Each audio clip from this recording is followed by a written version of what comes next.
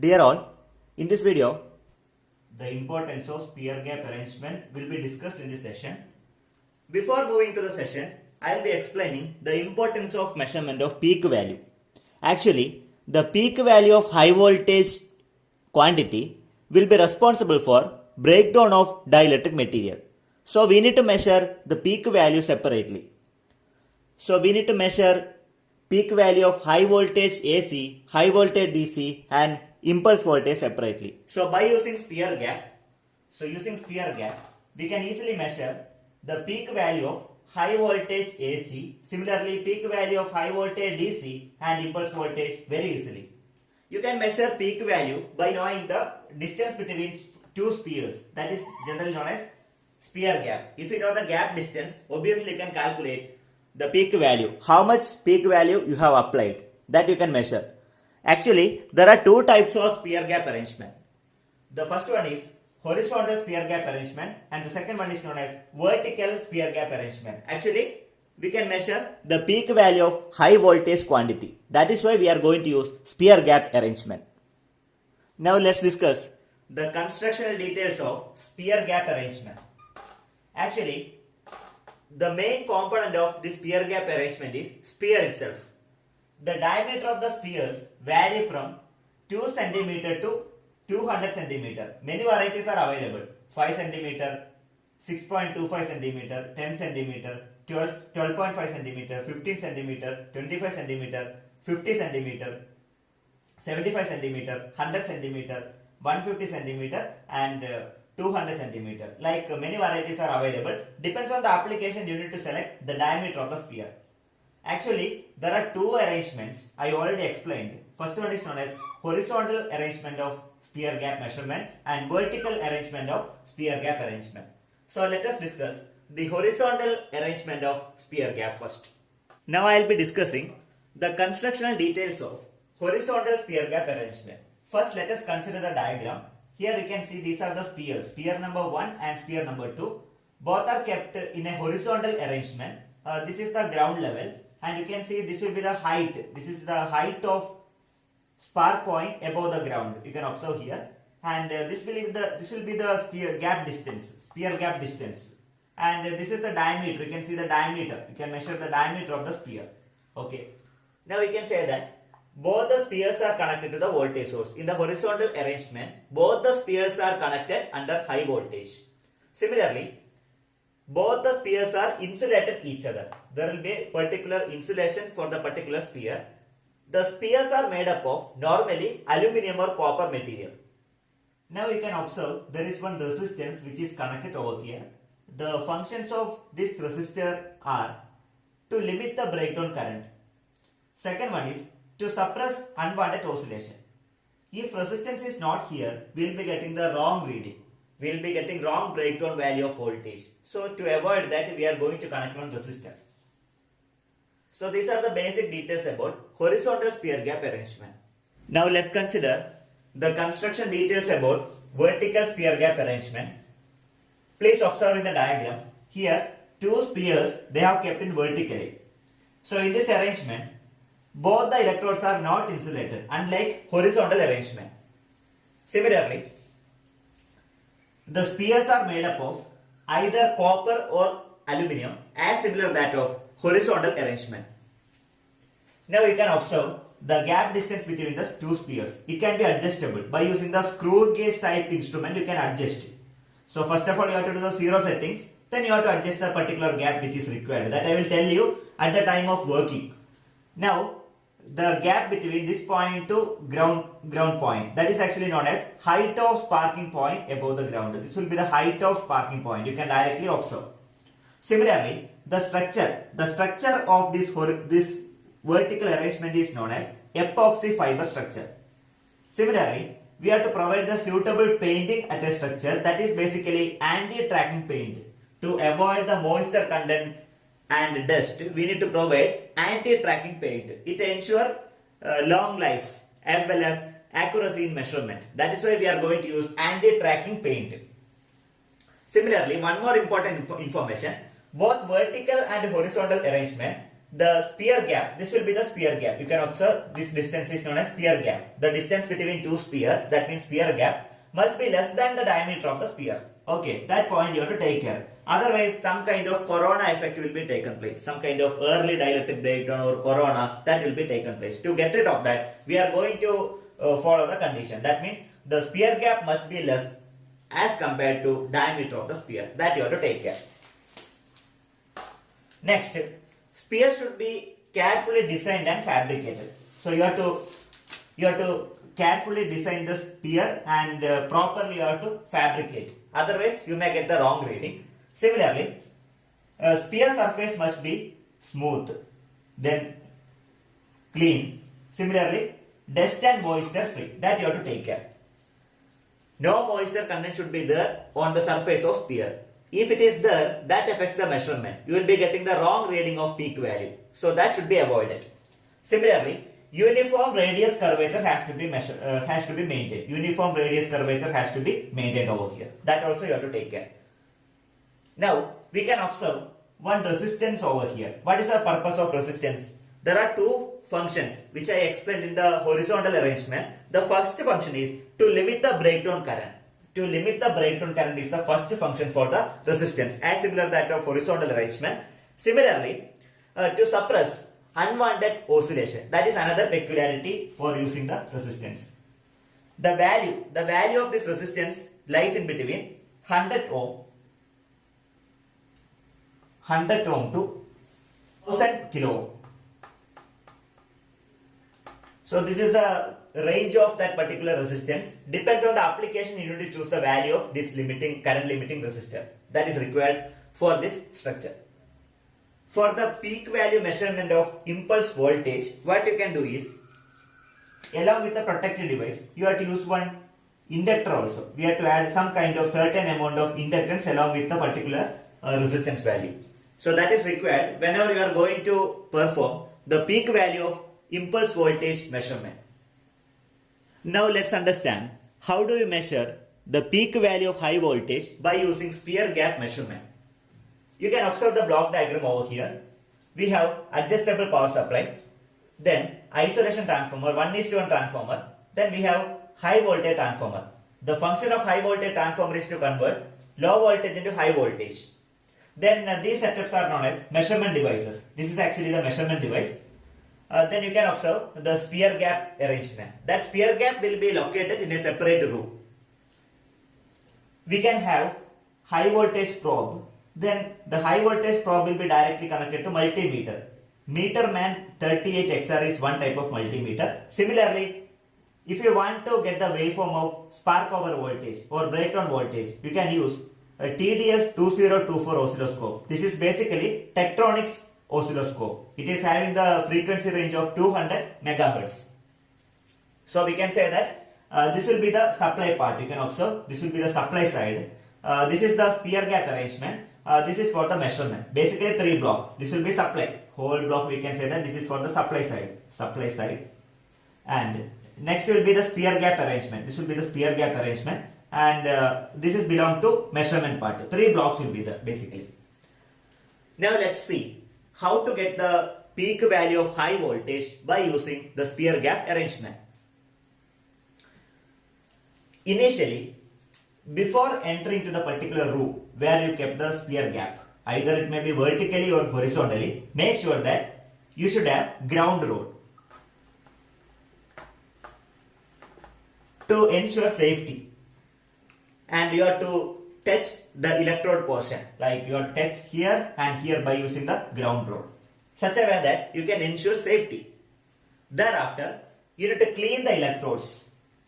You have to clean the electrode properly. Make sure that it is dust and moisture free. Make sure that it will be smooth as well. Later, you have to perform zero settings. What do you mean by zero settings? To avoid error, to eliminate error, we need to maintain the gap distance between two spheres should be 0. One sphere will be fixed one, other will be movable. So by using the screw gauge adjustment, you have to maintain, initially you have to maintain the distance between two spheres are 0. That process is known as zero settings. Later, you need to set your desired value. So first case I will be taking 5 mm. I will be taking 5 mm. The gap distance between two spheres are 5 mm. Now let me come out of the room. This is placed in a particular room. Let me come out of the room. Then you have to close the door and lock to make sure that you are in a safe mode. You are in a safe zone. Alright. Later come back to the supply side. So you have to provide the high voltage by using the particular adjustable power supplies available. You vary the knob and you need to generate the high voltage. Observe continuously over here. You have to observe continuously. At a certain time, you will come to know that there will be a spark. That means some kind of spark or noise can be observed over here. That means we can understand that the dielectric breakdown of the air medium is taken place. Air is a dielectric medium over here. The dielectric breakdown of air medium. That means air will act as a dielectric material. Dielectric breakdown has been happened and you can note down the breakdown voltage by using multimeter. So by using multimeter, this meter you can observe the breakdown voltage, and if you want you can get the waveforms as well. So you can save the waveforms, and if you want you can take the printout also. That facility is available by using the Tektronix oscilloscope. Now note down the breakdown voltage. So for 5 mm you need to note down the breakdown voltage. Now turn off the supply. Get inside the room. Before touching directly, use the ground rod to ensure the safety. Thereafter, set the distance between two electrodes that is equal to 10 mm. Set the distance between two electrodes, say 10 mm. Now close the door, lock the door and come back to the supply side. You have to provide the suitable supply by adjustable knob. Then again you have to observe what is going to happen. Any spark is taking place over there. Once you observe any spark or any other noises, you will come to know that the dielectric breakdown has been happened. So note down the value of breakdown voltage by using multimeter. Similarly, you can take the waveform as well. Now get inside the room. Before get inside, please make sure that supply has been turned off. Then by using ground rod, you have to make sure that safety is ensured over there. Now you have to set 15 mm. Set the gap distance is 15 mm. Close the door and lock the door. Come out of the room. Again you have to apply the suitable high voltage supply. Then check the breakdown voltage. When you are getting the breakdown voltage, stop the experiment and check the value from multimeter, and you can check the waveform as well. Similarly, repeat the procedure for another 3 to 4 readings and tabulate. From that you can plot the graph. You can find out the relation between breakdown voltage and the gap distancing. Now you can identify the breakdown voltage by using the sphere gap measurement. That breakdown voltage is nothing but the peak value of high voltage. Once you complete the experiment, you will be getting the practical value of breakdown voltage. That means Vn corresponding to different distance. For 5 mm, you must have noted the value of breakdown voltage. Similarly, for 10 mm, you must have noted the value of practical breakdown voltage Vn. Similarly, another 15 and 20 mm, you must have noted the value of practical breakdown voltage. So once I get the value of practical breakdown voltage, I need to calculate the actual breakdown voltage. There is a standard formula to calculate the actual breakdown voltage from the practical breakdown voltage. Now, I have to calculate the accurate value of breakdown voltage from practical value of breakdown voltage. Let V is the accurate value of breakdown voltage and Vn is the practical value of breakdown voltage. You know, there is one relation. The accurate value of breakdown voltage or actual value of breakdown voltage is given by K multiplied by Vn. Okay. Where K is known as one of the factor. K is one of the factor that will be directly depending on air density correction factor. K is directly depending on one factor that is namely known as air density correction factor. You have to underline air density correction factor. Let me know how to calculate air density correction factor. We will be denoting rho, or some literature you can see D. Both are correct. D or rho. Some textbook they will be mentioning D. Some textbook you can observe rho. Both are okay. Now air density correction factor rho, that can be calculated by using the formula P divided by 760 multiplied by 293 divided by 273 plus T, where T is known as atmospheric temperature, say 27 degrees Celsius, depends on the region, where P is known as air pressure in mm of mercury. So at 27 degrees Celsius, you will be getting the pressure equal to 1100 mm of mercury, mm of Hg. Now what you can do, so based on the pressure 1100 mm of Hg and temperature is equal to 27 degrees Celsius, you have to substitute entire value over here. Then you calculate the value of air density correction factor rho. Now you have to consider the value of rho. Calculate the value of rho. What might be the value of rho? By using the equation. You have to apply the pressure is equal to 1100 mm of Hg, temperature 27 degrees Celsius. Once you substitute, you will be getting one value. Okay, so keep this value in equation number 1 or equation number 2. So you have to remember the value, that's it. Now let us consider the table. You have to consider the table. In the table there are two rows. There are two rows available, row number 1 and row number 2. In the first row, we can observe the value of rho. Rho is nothing but air density correction factor. Correspondingly, you will be getting the value of K, where K is a factor. It's a constant or it's a factor. Assume that the value of rho is equal to 0.95. Now how to get the value of K? Now you have to figure out where is the value of rho. So value of rho is equal to 0.95. You have to figure out the value. Now corresponding to rho, you need to select the value of K. What might be the value of K? You have to select the value of K corresponding to rho. Okay, rho value I have got it as 0.95. Then obviously the value of K should be 0.95. So select the value K is equal to 0.995. Please note I didn't calculate. You please calculate and work out. Okay, this is the procedure I would like to explain. Now once I get the value of K, then our job will be over. That means the actual value of breakdown voltage or accurate value of breakdown voltage, that is given by K multiplied by Vn. So K value is available here. From here I have got the value of K. Similarly, Vn is nothing but practical breakdown voltage. You have measured with the help of spear gap arrangement. If you multiplied K with Vn, obviously you will be getting the actual value of breakdown voltage. This is the way how to calculate the breakdown voltage or peak voltage which is responsible for dielectric breakdown. Now let's consider the graph between breakdown voltage and the gap distance. If you plot the breakdown voltage versus gap distance, you will be getting a non-linear curve. So we can say that the breakdown voltage is a non-linear function of gap distance that you can directly observe. We cannot say that this is linear. Okay. There will be some non-linearity present over here.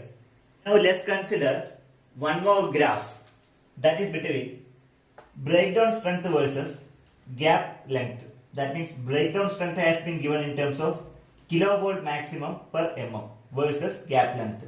Then if you plot the graph by considering the parameter, then I will be getting the graph in a drooping nature. There is a drooping curve is actually drooping. Okay. So this is the graph corresponding to breakdown strength versus gap length. Now let me ask one thing. Whether spear gap measurement method is accurate or not. Let us check the parameter regarding accuracy. Suppose if the gap spacing, that means distance between two spears, less than 0.5 times of diameter of the spear, then it gives the accuracy of plus or minus 3%. That's a peculiarity.